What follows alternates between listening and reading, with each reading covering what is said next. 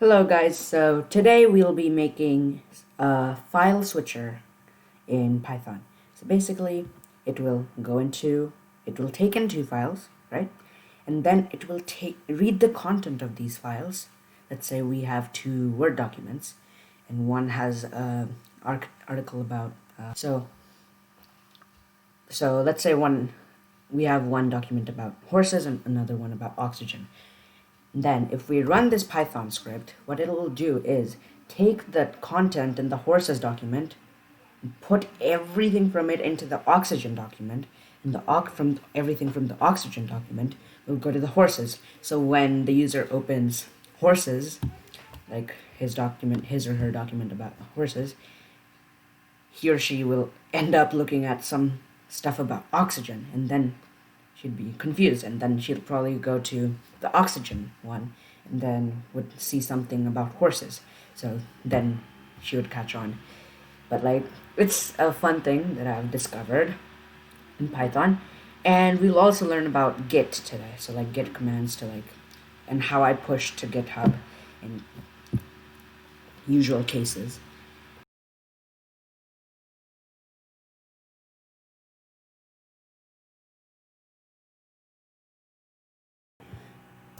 Alright, so we're in the folder for where we're going to be doing all our work. So let's open up Visual Studio to this particular folder. Right, open folder. Now we just have to get to that. Right, so it's in here. Then it's called Python file switcher. It's basically the content, but not actually the file, but I think you got the memo. I don't know. Alright, so first, before we get to the Python part, let's show you some basic Git commands, right? So let's have a file which is almost there in every GitHub repository.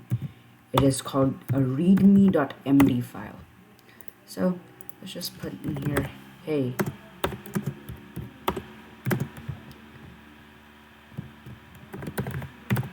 how's it going? Right? So we made a change to this folder, right? And now it has an MD file in here.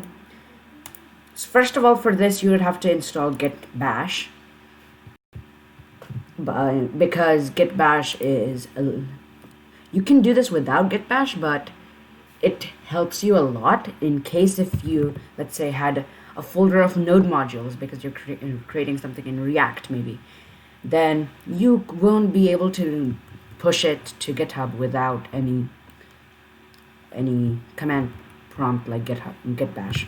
And git bash usually opens in CMD as well, but you would have to have it installed. So if you just search up git bash, and then there's that link right there will make you you to download it, and then you can select whichever, and to check if you have done it, you can just press Windows R and then type in CMD right there and OK.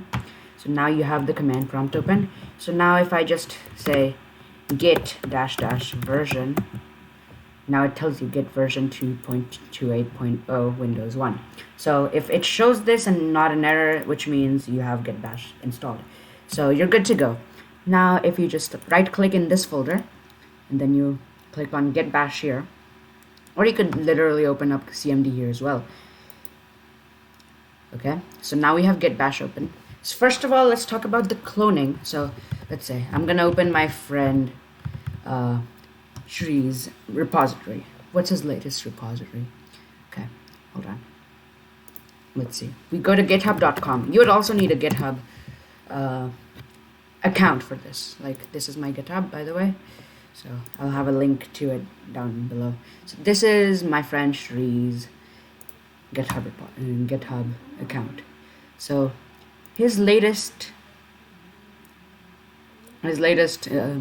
repository is an Agar.io scripts of Unity. Oh right, I saw that video. Go check it out. I'll have the link in the description below. So let's say we want to clone this. All right, maybe we just we're way too lazy to copy and So we just want to clone this, right? So we can literally just copy, click on this code, and then it will have an HTTPS link right here. You can just click on this button, it'll copy it and put it in there. So for now, I'm just gonna copy it in a folder inside of this. So let's say clone, so that I don't, when I post this on GitHub, I won't be a contributor to this, you know?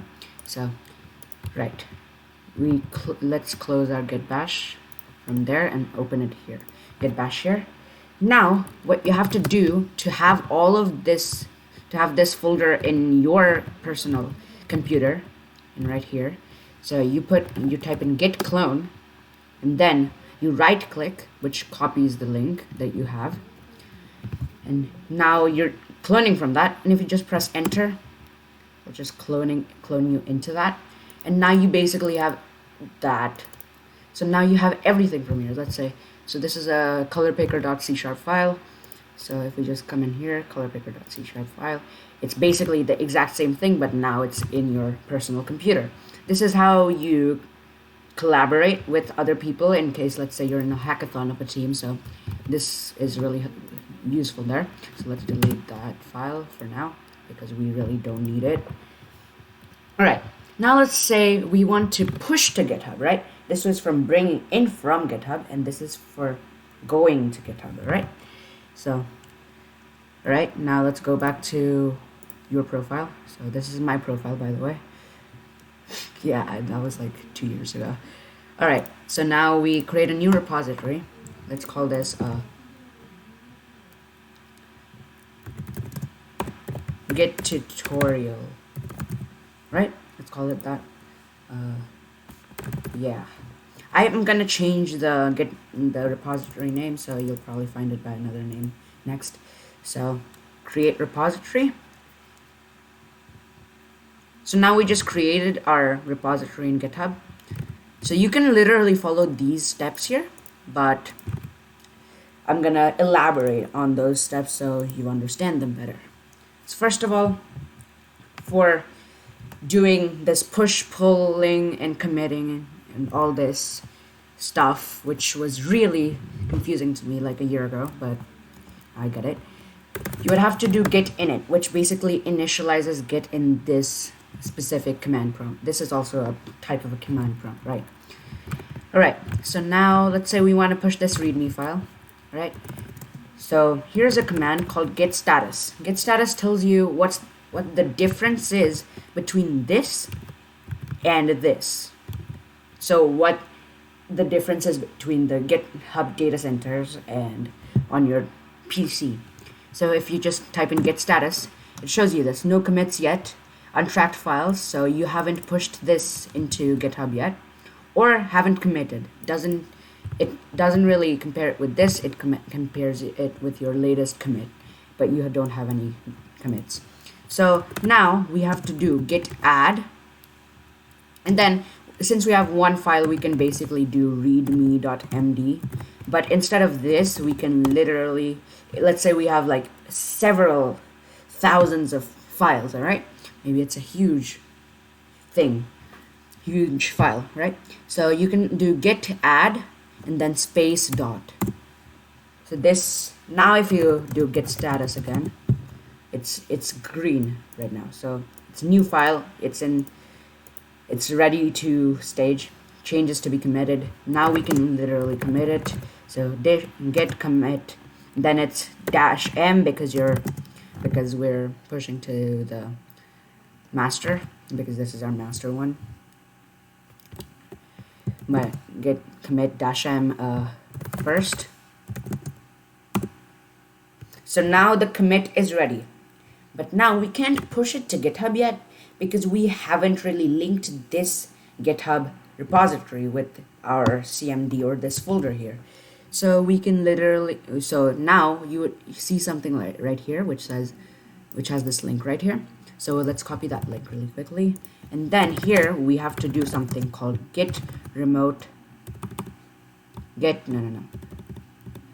git remote add origin, and then you copy that, and now you have added a remote origin. So now if you say git push -u origin master, it's pushing it to GitHub. So now if you just like head on and close this over, and then you reload this, you should be seeing this readme.md file in here.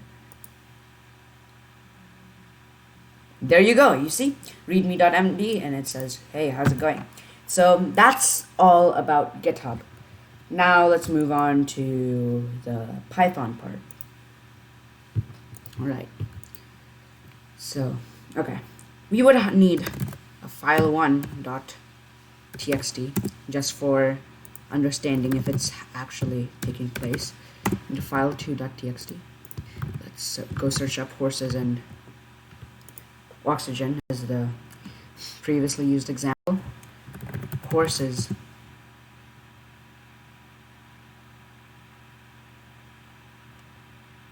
That's a lot of horses. Alright, so let's say we have this first link off of Wikipedia. I'll have this link in the description in case you're, I don't know, intrigued about horses. Okay, so now we have something about horses in here. Now let's search up oxygen and copy off something about oxygen. Oxygen. There we go, we have something about oxygen here. Let's copy out this, Control C, into file2.txt. So now we have something about oxygen and something about horses to see if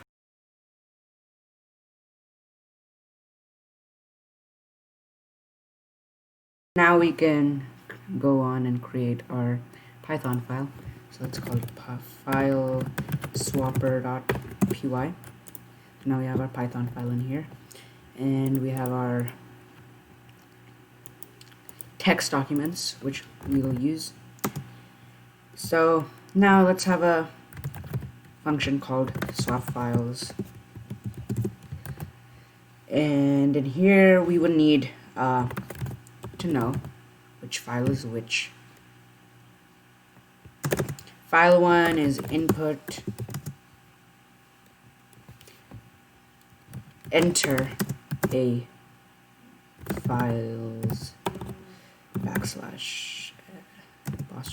\s files name, and then we can have a file 2 down here, file 2, another file's name, right? Now we have that. Okay, and now what we have to do is basically we have to open these files.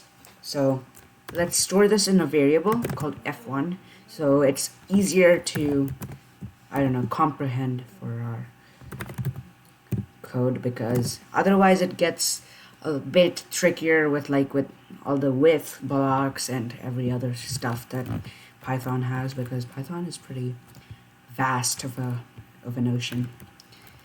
All right, so and now we have it open in R mode or read-only mode. Okay, so now we have to do the same with file 2. So file 2, read-only mode, or just R. So now what we have to do is we have to store this in as a data. So data A is equal to f1.read.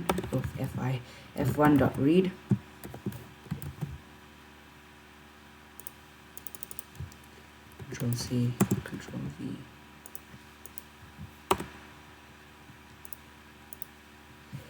Okay, now that we have our f1.read here, oh, there's a data A in this case, so we'll make this data B, and now f2 is also used. So now we have to use with blocks anyways. So with, I'm using this as reference because I'm just basically explaining what's happening. I have it written here.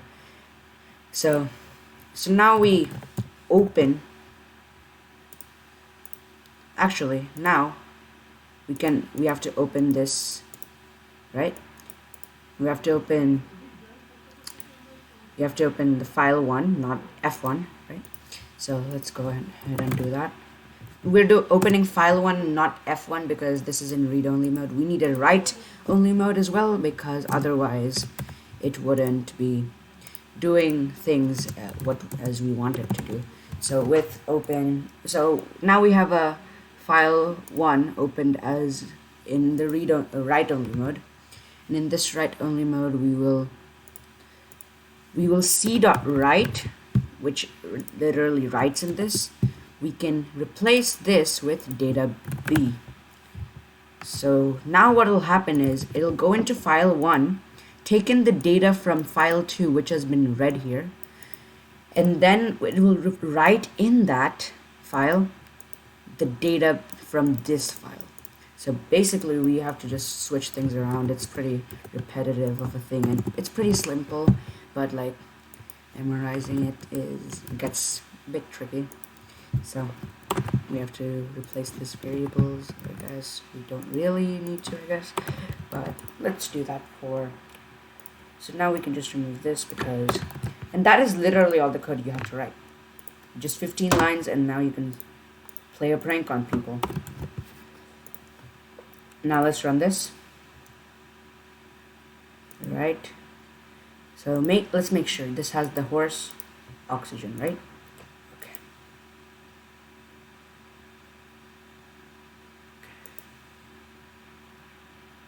Alright. Silly me. I forgot to call this function since it's in a function. Swap files. Now we've called that function. That should be working perfectly. Enter a file's name. Alright. So far so good. File1.txt. Right. File2.txt. So now it doesn't show anything here, but now file 1 had something starting with the horse, and this had something starting with oxygen. So now when we go into file 1, it should say something about oxygen. File 1 says something about oxygen, and file 2 says something about horses. So it works perfectly. In case if you don't believe me, I'll run this once again, and then you can believe me. So file 1 has something about oxygen. Just remember that. Okay, let's run that again. File1.txt. File2.txt. So file 1 had something about oxygen. Now it has something about the horse. So that's how you do it. So now you can play pranks on other people. So now you might be wondering, would it work the same for an MD file and a TXT file? Let's check it. Let's run an MD and a PY file actually. So let's see. Readme.md and file swapper.py. See? Now file swapper.py has the hey, how is it going from here, and all of our Python code is all of a sudden over here. So it definitely runs perfectly fine. So let's select all this, copy, paste, fridge. I lost all of my code now. Yay. Okay, never mind. There we go. Control V, and then Control Z. I can't Control Z into that, so that's nice. Okay. So now it works from different extensions. It works invariably. So that's it for the video. Thanks for watching.